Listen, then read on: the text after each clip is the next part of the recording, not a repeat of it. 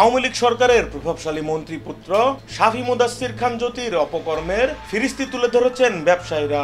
অভিযোগ উঠেছে, সাবেক স্বরাষ্ট্রমন্ত্রী আসাদুজ্জামান খানের প্রভাব খাটিয়ে হাজার হাজার কোটি টাকার দুর্নীতি করেছেন তার পুত্র শাফি মুদাচ্ছির খান।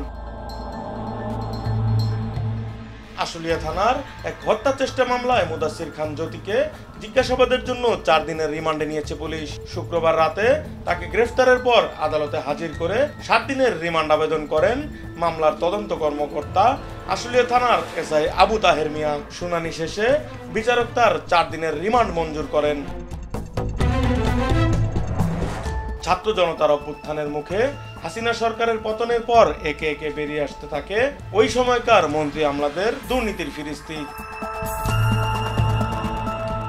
অভিযোগ উঠেছে, জ্যোতিকে মেসার্স তিতাস বাণিজ্যিক প্রতিষ্ঠান নামে একটি কোম্পানির ব্যবস্থাপনা পরিচালক বানিয়েছিলেন সাবেক স্বরাষ্ট্রমন্ত্রী। এই প্রতিষ্ঠানের নামেই চলত বিভিন্ন অনিয়ম ও দুর্নীতি। অনুসন্ধানে জানা যায়, দ্বাদশ জাতীয় সংসদ নির্বাচনের অমোচনীয় কালি কিনতে শুধু 1,24,00,000 টাকা ব্যয় করে শাফি মুদাচ্ছির সিন্ডিকেট। এছাড়া আরও 6 কোটি টাকার অমোচনীয় কালি কিনে নির্বাচন কমিশন, যার টেন্ডার বাগিয়ে নেয় শাফি ও নির্বাচন কমিশনের সাবেক সচিব জাহাঙ্গীর আলমের আত্মীয়ের যৌথ সিন্ডিকেট। অনুসন্ধানে জানা যায়, রাজধানীর পুরো ধানমন্ডি এলাকায় ছিল তার একচ্ছত্র আধিপত্য। ধানমন্ডি এলাকা বিভিন্ন রেস্টুরেন্টের জন্য বিখ্যাত, আর এসব রেস্টুরেন্ট পরিচালনার জন্য শাফি মুদাচ্ছিরকে দিতে হতো 1 থেকে 2 কোটি টাকা। টাকা দিলে কোনো রকম যাচাই বাছাই ছাড়াই মিলত লাইসেন্স, আর লাইসেন্স পেতে বাবার প্রভাব খাটাতেন শাফি মুদাচ্ছির খান। শুধু তাই না, এসব রেস্টুরেন্ট থেকে যেসব চাঁদা আদায় হতো সেগুলো এক হাতে সামলাতেন শাফি মুদাচ্ছির খান।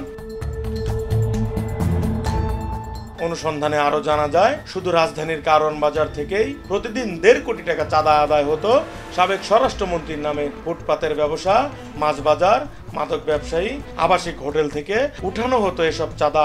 আতফাউলে এসব ব্যবসা করতে টিয়া দিবি না, এই ধরনের খারাপ আচরণ করতো। এদিকের থেকে চাঁদা যারা নিত এরা যুবলীগের আর ছাত্রলীগের বলাবাহিনী নিত বেশি। হ্যাঁ, স্বরাষ্ট্রমন্ত্রী ইয়া করতো এরা। লোকমান তো যে যুবলীগ বলতে হইতো যে স্বরাষ্ট্রমন্ত্রীর নাম বিচার সবাই খাইতো আর কি। ভাই, কারণ বাজার কত ধরনের টাকা, এটার 120, এটার 20, অতার 10, অতার 20, এদিন কই নিত।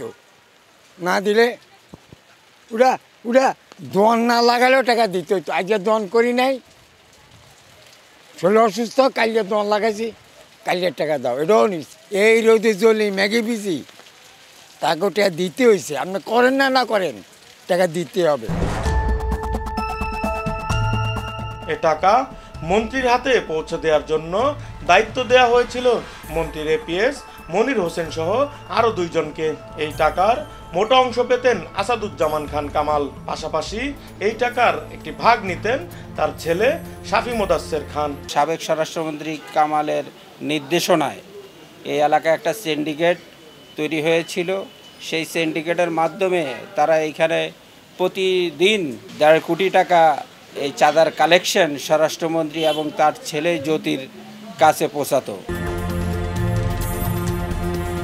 এছাড়া আইন শৃঙ্খলা বাহিনীতে যেসব নিয়োগ বাণিজ্য ও টেন্ডার বাণিজ্য হতো তার মোটা অঙ্কের ভাগ পেতেন সাবেক স্বরাষ্ট্রমন্ত্রী আসাদুজ্জামান খান কামাল। আর এসব এক হাতে নিয়ন্ত্রণ করতেন স্বরাষ্ট্রমন্ত্রীর এপিএস মনির। এসব অর্থের একটা অংশের ভাগ নিতেন মন্ত্রীপুত্র শাফি মুদাচ্ছির খান জ্যোতি। রাকিব হাসান, ভোরের পাতা।